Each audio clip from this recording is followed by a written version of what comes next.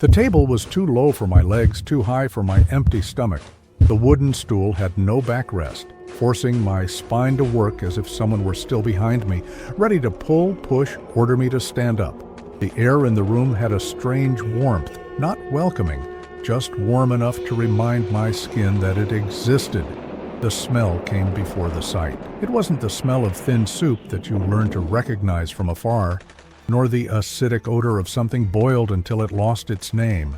It was another smell, heavy and complete, that didn't match what the body knew. The body didn't know what to do with it. She sat down carefully, as if sitting were a gesture that needed to be allowed. Her legs trembled in a way that was no longer just weakness. It was habit. There was an ancient hunger there, a hunger that hadn't begun that day and wouldn't end with a plate of food. Hunger sat alongside, before unfamiliar dishes, observing with the same distrust with which one observes a half-open door on a cold night.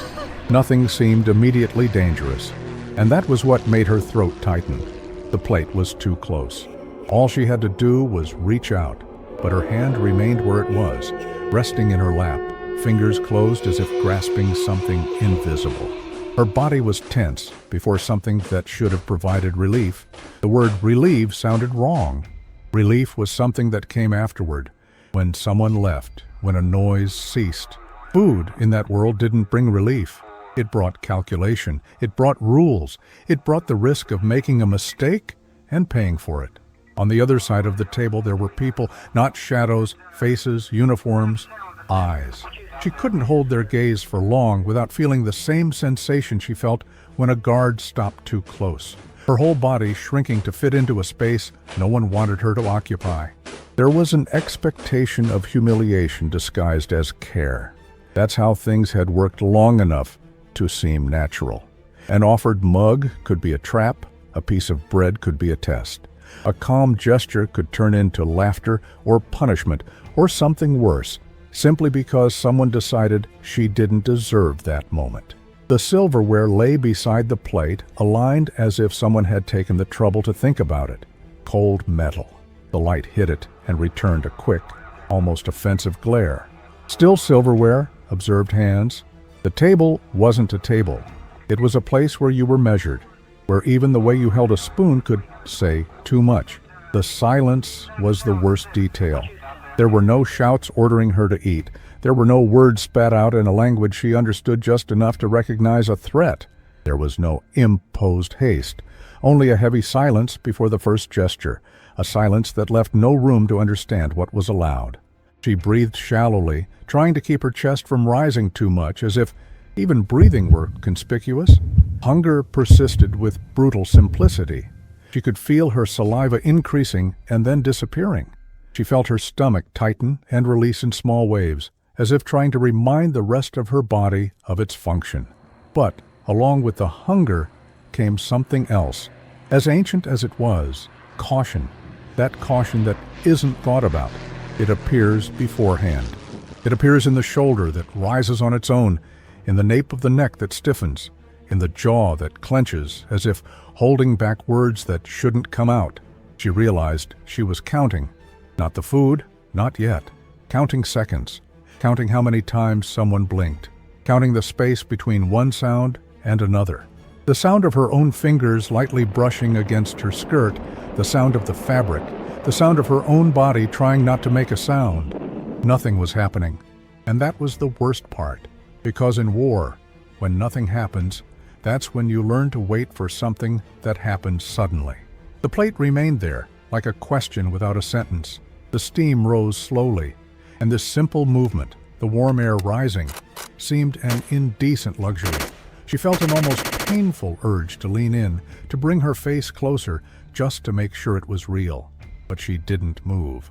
Not yet. Her body knew that, before touching, it needed to understand the gaze from the other side. Her body tensed before something that should relieve it, repeating this like a silent phrase. There were hands on the table, on the other side. Clean hands. Hands that rested without stiffness, as if they expected nothing from her. That was strange too. She was used to hands that pointed, that grabbed, that pushed the plate away at the last second just to prove a point. There, the hands simply were. And that simply was unsettling. It was like a door with no lock in sight. You don't know if it's open out of kindness or carelessness. And carelessness in times like these doesn't exist. She then realized that the silverware wasn't there by chance. It was there to be used. It was obvious. It was simple. But nothing in that kind of life was simple. Simple was the most common way to hide the cost. Her right hand moved slightly, so little it could have been a tremor. Her fingers opened and closed again, testing their own obedience. She felt the weight of his gaze on her hands, not as aggressive surveillance, but as presence. And presence in itself was enough to hold her captive. Cutlery still, hands observed. The table as hostile territory. She swallowed hard. The sound was too loud in the silence. No one reacted. No eyebrows were raised, no irritated sighs. No one laughed. This brought no relief. It brought a confusion that her body didn't know how to organize. Confusion is also a kind of fear. Hunger finally pushed her hand to the utensil. The cold metal touched her skin, sending a small shock to her wrist. Her whole body responded as if the touch had been an order. She gripped the spoon too tightly, as if she had to prove she knew how to do it. The gesture came out stiff, practiced, a gesture of someone who has learned to survive by eating without truly existing. The spoon dipped into the dish. The liquid stirred. A stronger aroma rose, and for a second before bringing it to her mouth she paused, not for lack of courage, for an excess of memory. Because the last time something smelled like this whole was before everything became scarcity, before food became an instrument, before the table became a battlefield. She stood there, spoon suspended, as if that small interval were the last space where she could still choose. The heavy silence remained. On the other side, no one spoke, and precisely for that reason, she waited. She waited for what came after the first gesture. She waited for the part where care reveals its price. She put the spoon to her mouth as if crossing a line that wasn't drawn on the ground, but that had always existed. The liquid touched her tongue, too hot to be swallowed hastily, too real to be ignored. The first reflex wasn't pleasure, it was calculation. Her body tried to decide in an instant if this was safe or if it was just the beginning of something. The belief that nothing is offered without cost didn't need reminding. It already lived within her. It was a truth that settled in over time, not as an idea, but as skin. In that world, everything came with an invisible condition. A piece of bread could mean gratitude was demanded. A chair could mean debt. A full plate could mean someone wanted something in return, even if they hadn't yet asked. She swallowed slowly. Her throat seemed to narrow, as if it refused to give way to anything that seemed easy. Her body refused to relax, even in the face of food. It was strange to realize that her muscles remained stiff, as if trapped by an ancient control. The spoon descended back onto the plate, and the faint metallic sound echoed inside her, a sound too loud for that room. The automatic fear of traps disguised as normalcy came with every gesture. She looked at the edges of the plate as if searching for something hidden, a strange grain, an off smell, any sign that it might have been prepared to cause pain later. It wasn't paranoia, it was training. She had seen enough to know that normal can be just a mask carefully put on. The memory of punishments linked to small mistakes was there, like a firm hand on her shoulder.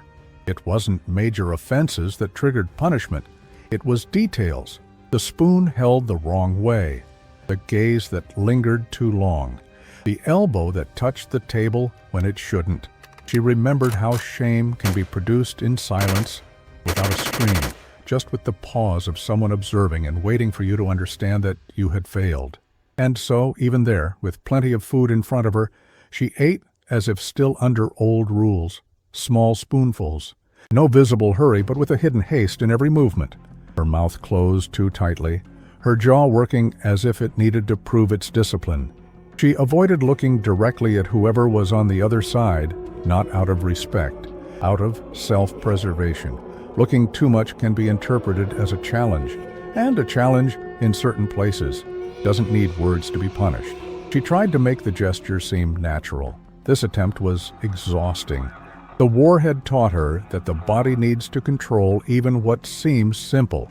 Each sip was a decision, each decision was tiring.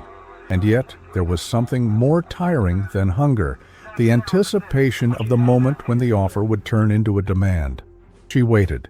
She ate and waited at the same time, as if the two things were inseparable. She waited for a comment, a correction, some phrase that would change the atmosphere of the room and put everything back in its familiar place. Nothing came. No one told her to hurry. No one told her to stop. No one said that this was too much for someone like her. The silence continued. Not an empty silence, but a silence that seemed to have been chosen. She didn't know what to do with a chosen silence. Silence for her was usually imposed. Silence was an order. It was punishment. It was a warning that the next thing would be worse because it came without warning. She felt her hand tremble slightly. The tremor was small, but it betrayed what her back was trying to hide. Her body was on alert, as if she were still in the place where food came in measured portions and delays became a source of anger. Her body, refusing to relax even in the presence of food, repeated silently, as if it were a rule engraved somewhere beyond the reach of thought. On the other side, someone calmly moved their own spoon. The sound of the metal on the plate was similar to hers, but there was no hurry or restraint. It was just a common gesture, and that common gesture, seen so closely, hurt in a way she hadn't expected. It hurt because it showed how things could be and how they hadn't been for a long time. She realized then that she had been trying to anticipate the cost before it arrived. That was how one survived, anticipating, preparing, hardening. The belief that nothing is offered without cost was what kept the body standing. But there, faced with that dish, that belief began to clash with something that wouldn't yield and wouldn't react. It was like pushing a door expecting resistance and discovering that it opens. This did not bring peace. It brought another form of fear. Because if there was no cost, what was there? If it wasn't a trap, why did it seem like a trap? If no punishment was coming, why did the body remain ready for it? She put another spoonful in her mouth. This time, the taste blew across her tongue more clearly. It was simple. It was food. And yet, she felt her chest tighten, as if that simplicity were dangerous. In war, danger doesn't always take the form of a threat. Sometimes it takes the form of something good that appears where it shouldn't. She swallowed. She waited. And she continued eating, with the same attention one gives to a minefield, even when the ground seems smooth. She realized she was eating faster than she intended. Not because anyone had told her to. No one had said anything. Still, the pace increased on its own, as if her body were obeying a voice that was no longer there, but that had never ceased to exist. The implicit instruction to eat quickly and without looking didn't need to be spoken. It came from afar, from different tables, from cold rooms where there was too little time to chew calmly. The spoon moved up and down in an almost automatic motion. There wasn't enough pause between one gesture and the next for thought to settle in. Thinking while eating was dangerous. Thinking could delay things. Delay could draw attention. The body had learned this too early. And even now, with no one demanding speed, it remained faithful to what had kept it alive. The fear of showing need appeared in small details. She avoided scraping the bottom of the plate forcefully. She avoided tilting the mug too much. She avoided any gesture that might seem urgent. Need in that world was always used as a weakness. Those who needed too much asked for too much. Those who asked for too much paid for it. She controlled her face. No expression of relief, no sign of pleasure. Eating wasn't meant to be enjoyable. Eating was meant to be functional. Quick sustenance, head down, silence. That's how she got through meals without consequences. Her body followed this logic even when no one seemed to be demanding it. Silent obedience as a protective mechanism made no noise. It manifested itself in the way of sitting, in the care not to occupy more space than necessary, in the way the shoulders were slightly hunched, as if apologizing for being there. It was an obedience without a clear recipient, but still rigorous. Obeying invisible rules was safer than risking discovering whether they still applied. She felt the urge to take more. The plate still had some. No one was counting. No one's eyes narrowed when the spoon returned to the plate. Still, the urge was accompanied by shame. The shame of wanting more than was allowed, even when what was allowed hadn't been defined. The desire needed to be contained before it became visible. Too visible. Too dangerous. She remembered how hunger, when exposed, could be punished. Not by the hunger itself, but by the audacity of letting it show. There were places where asking for more was interpreted as a challenge, where accepting more than the minimum was seen as insolence. The body carefully guarded these lessons, not as memories, but as reflections. On the other side of the table, the movement continued calmly. No one rushed her. No one interrupted her. This contrast created an internal noise that was difficult to bear.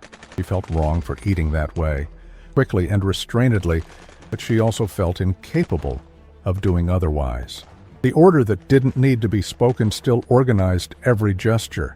She slowed down a little, not out of confidence, but out of exhaustion. Eating fast is tiring. Keeping the body tense is tiring. Pretending to be normal is tiring. Still, she didn't relax. Relaxing was a choice her body didn't recognize as safe. Relaxing always came before the fall. The silence remained firm, like a presence seated at the table. It wasn't a silence of open threat, but neither was it welcoming. It was a silence that observed without interfering. She felt this silence on her back, as if someone were there not to watch but to wait. Wait for what? She didn't know. The spoon tapped lightly on the plate, a short sound, almost nothing. She froze for a second, waiting for the reaction that usually followed any uncontrolled noise. Nothing happened. Her body took a while to believe it. Her heart raced for no apparent reason, simply because the expected punishment didn't materialize. She resumed the movement, now with even more care. The silent obedience adjusted to the new conditions, trying to understand what the rule was. If it wasn't speed, perhaps it was moderation. If it wasn't absolute silence, perhaps it was discretion. The body sought to fit in, even without knowing into what mold. Shame lingered, not as an explosion, but as a constant undercurrent. Shame at being there, shame at eating, shame at wanting to continue. She swallowed, along with the food, a series of gestures that would never reach the surface. Her body did this well. Swallowing was something he had learned to do on many levels. She finished her portion without realizing exactly when. The plate suddenly seemed less full, and this realization brought a brief relief, followed by another fear. What came next? What came next was always the hardest part. She placed the spoon down carefully, parallel to the edge, as if someone had taught her that once. Perhaps they had, perhaps not. The gesture seemed correct, and in that world, seeming correct was often the only possible defense. She waited, without looking up, without asking, without thanking. She waited, like someone who knows that the meal never ends when the food runs out. After the spoon was put down, time seemed to stretch uncomfortably. There was no clear sign that that part was over. No one collected the plate. No one said anything. The absence of explicit threats creating confusion was almost physical, like a pressure in her chest that couldn't be released. She was used to understanding danger by sound, by tone, by a curt order. There, none of that. The sound of cutlery replacing words took on an exaggerated weight. Each small touch of metal against ceramic seemed to say something she couldn't decipher. The rhythm of the others at the table was steady, unhurried, without rigidity. This rhythm didn't match what she knew. It was a rhythm that didn't demand constant vigilance, and precisely for that reason, it demanded more attention from her. She waited for the disapproval that never came. She waited for a comment about how she ate, about her posture, about the weather. She waited for any correction that would return things to their familiar place, where the mistake is clear and the punishment predictable. But nothing happened. The space between one moment and the next grew, and within it, confusion settled in. The discomfort of not knowing how to react began to spread throughout her body. Her hands, now empty, didn't know where to rest. In her lap, it seemed too submissive. On the table, it seemed audacious. She kept them close to the plate, without touching, as if they were still occupied. Her body searched for instructions and found none. She breathed, trying not to draw attention to her own breath. Each breath seemed too loud in that chosen silence, not imposed, chosen. This difference was hard to accept. The imposed silence came with a clear threat. The chosen silence came with uncertainty. And the uncertainty, after so long, hurt more than the direct fear. She realized she was waiting to be interrupted in thought, in gesture, in her very existence there. That's how it always worked. The moment when someone decides you've taken up too much space. The moment when everything changes without warning. Waiting for that moment was part of the routine. Her body knew how to wait. Her body lived waiting. At a glance, she noticed that no one was watching her closely. There were no eyes fixed on her, counting her movements. This didn't bring immediate peace of mind. It brought a strange feeling of being out of focus, as if, for a moment, she wasn't the center of control. This absence of active surveillance seemed like a mistake that could be corrected at any moment. She tried to remember the last time she ate without being rushed or threatened. Her memory wouldn't answer. There were gaps too large between one memory and another. Her body remembered better than her mind. Her body remembered the way she swallowed quickly, the way she curled up, the way she prepared to hear what came next. Their next never arrived. The clinking of cutlery continued, regular, almost domestic. It was a sound that didn't fit the context. It didn't fit her. And that created an internal friction that was difficult to bear. It was like hearing a familiar song in a place where the music had never been played. Her body didn't know whether it could accept it or if it needed to reject it to protect itself.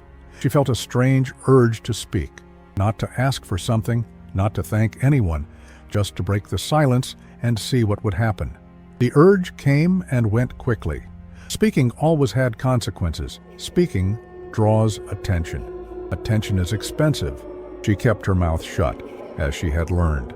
The wait continued, and the longer it lasted, the heavier it became. Because in her experience, prolonged silence was never neutral. It always preceded something, an announcement, a decision, a change of tone. Here, the silence seemed to lead nowhere, and that left her body directionless. She adjusted her posture in the chair, a small, almost imperceptible movement. The seat creaked slightly. The sound pierced the silence like a thin line. Her whole body reacted, prepared for the response that always followed any involuntary noise. Nothing happened. Again, nothing. This nothing began to accumulate, not as relief, but as a question. How many nothings would it take for it to mean something? How many moments without punishment would be enough to shatter an expectation built up over years? She had no answer. She only had her body there, sitting, waiting, trying to understand a silence that didn't scream, but weighed heavily. A silence that didn't threaten, but also didn't explain.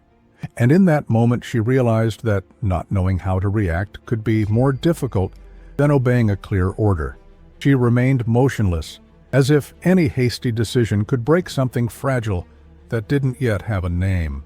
She waited, because waiting, even without knowing what for, was what she knew how to do best. That's when she realized that no one had counted, no one had timed it. No one had looked at the plate as if checking a measurement. The sufficient food, without strict counting, had been there from the beginning, and only now was this beginning to become visible. Not because someone pointed it out, but because her body, tired of waiting for correction, began to notice its absence. She looked at the plate again, this time without haste. What remained still seemed manageable. There was no familiar gesture of removing it before it was finished. There was no feeling that each spoonful needed to be justified.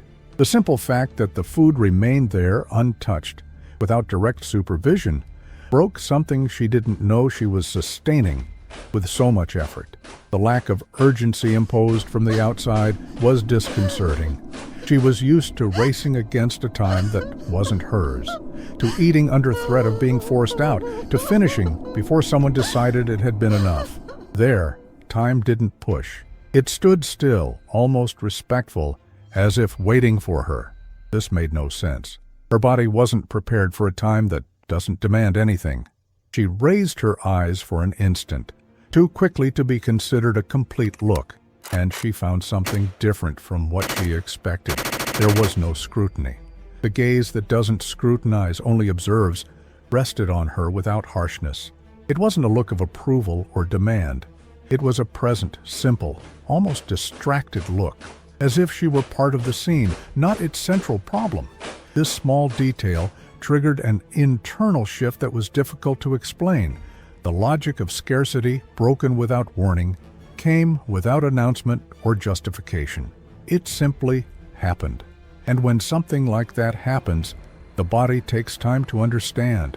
She felt a tightness in her stomach that wasn't directly related to hunger. It was something else, something deeper, a warning that some old rule wasn't being applied. She realized she could take more without asking. The idea came slowly, as if it were forbidden even to be thought. The spoon was still there. The plate was still full. No one signaled a limit. This possibility, which might seem trivial to others, was an entirely unknown territory for her. She hesitated, not out of immediate fear, but out of disorientation. When scarcity dictates life for too long, silent abundance seems like a flaw in the system, a flaw that can be corrected at any moment. Her body continued to await the abrupt adjustment, the change of tone, the gesture that puts everything back in its familiar, hard place. But nothing came of it. The room remained unchanged. The clinking of cutlery continued calmly. The conversation, when it existed, didn't revolve around her. This absence of centrality was new. She wasn't the focus of the tension. She wasn't the element to be controlled. This produced a strange kind of vertigo. She took a little more. The gesture was slow, careful, almost timid, as if asking permission from her own body. The food fell onto the spoon without resistance. She brought it to her mouth, still waiting for something to interrupt the movement. Nothing did. She swallowed. Nothing happened. That nothing, repeated once again, began to weigh on me in a different way. It was no longer just waiting. It was evidence. Something there didn't follow the pattern that war had taught. And realizing this didn't bring immediate relief. It brought a profound weariness, because maintaining constant vigilance requires effort. And when effort ceases to be necessary, the body doesn't know where to place its weight. She felt her shoulders relax without realizing it. The air entered her chest deeper. It was a small, almost imperceptible movement, but enough to provoke an internal reaction that was too strong for that moment. It was as if her body had released something before receiving permission from her mind. The old logic was beginning to fail, not with noise, not with clear rupture, but with small deviations that accumulated. Enough food, enough time, gazing without control. None of these things made sense in isolation. Together they created a new space, a space she had no words to name. She stood there, clutching the spoon, feeling the weight of that strange moment. A moment in which war, for the first time in a long time, didn't dictate exactly how the body should react. And that, more than any threat, left her feeling lost. She didn't realize exactly when it started. There wasn't a clear thought announcing the change. It was her body that decided first. A strange tightness rose from her chest to her throat, slow, heavy, like something that had been kept inside for too long and had found a crack. The suppressed sobs, emerging uninvited, didn't come as a sound. They came as pressure, like a knot that wouldn't untie. She tried to swallow, not the food, the impulse. Her throat tightened mid-swallowing, and for a second she was afraid she would spit it all out, right there, of losing control in a place she didn't yet understand. Throat locked, words impossible. There was no phrase that could explain it, and even if there were, it wouldn't come out. Speaking would require a kind of confidence that didn't yet exist. The spoon hung suspended in the air for too long. She felt her arm grow heavy, as if that small gesture had become too big to sustain. The difficulty of swallowing more than just food spread throughout her body. It wasn't the taste. It was the meaning. Each spoonful seemed to carry something that wasn't on the plate, something that pressed from within. She took a deep breath, trying to disguise it. The air entered unevenly, found the narrow path of her throat, and exited too quickly. Her eyes burned. She blinked several times, as if the gesture could push everything back to where it always was. Her body, however, did not obey with the same discipline as before. The physical reaction to unexpected care made no logical sense. She knew that. She knew that crying there would have been dangerous in other times. She knew that any sign of weakness usually went unnoticed.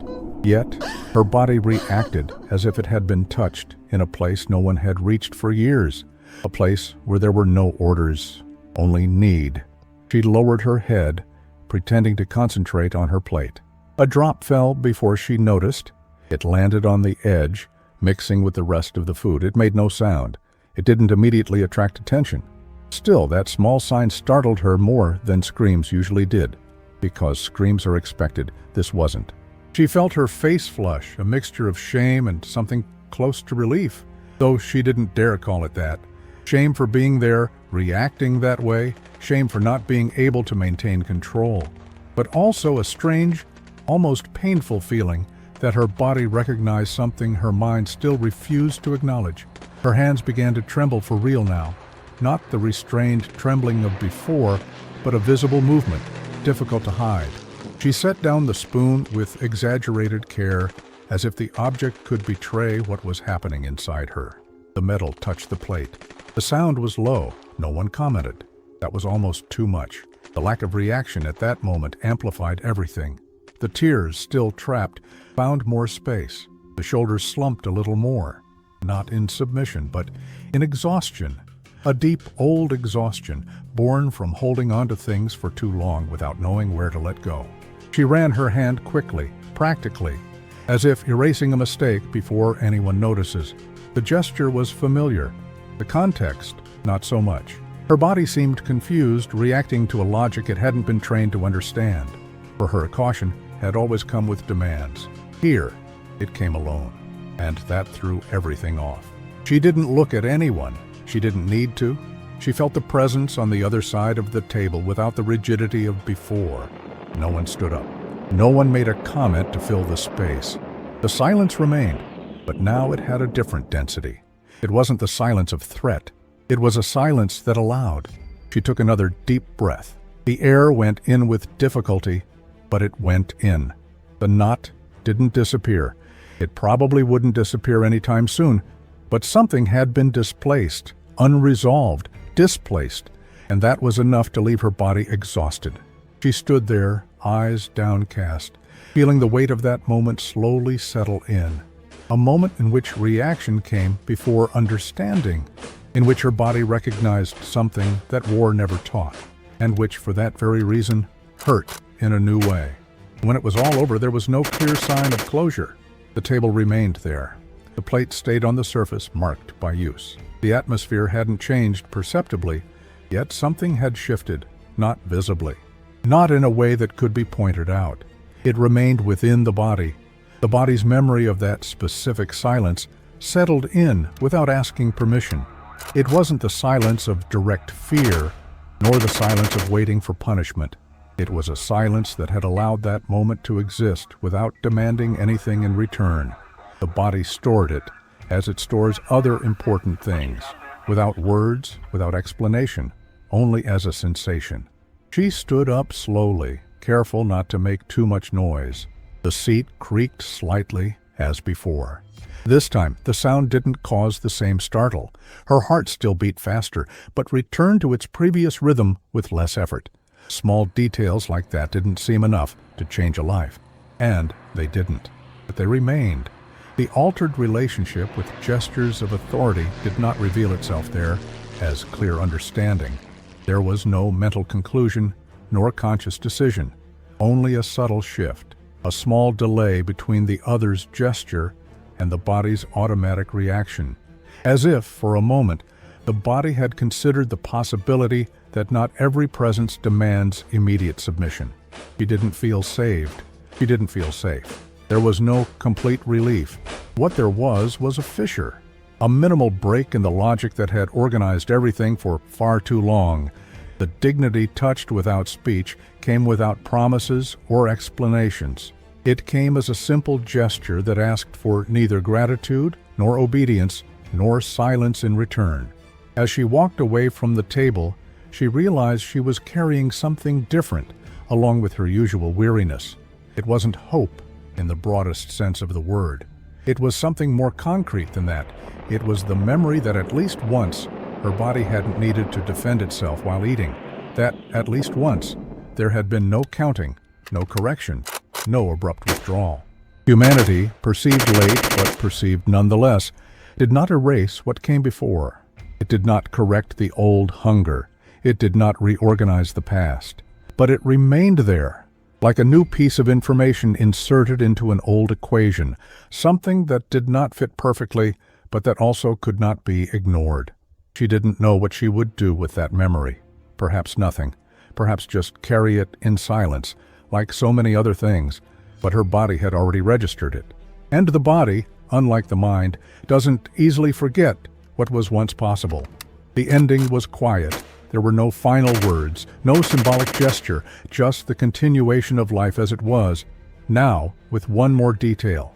A small detail, almost invisible, but enough to resonate. And that echo, even faint, even distant, would remain there. Without explanation, without immediate relief, just present. Some people move on, others stay a little longer. The stories continue here for those who choose to stay.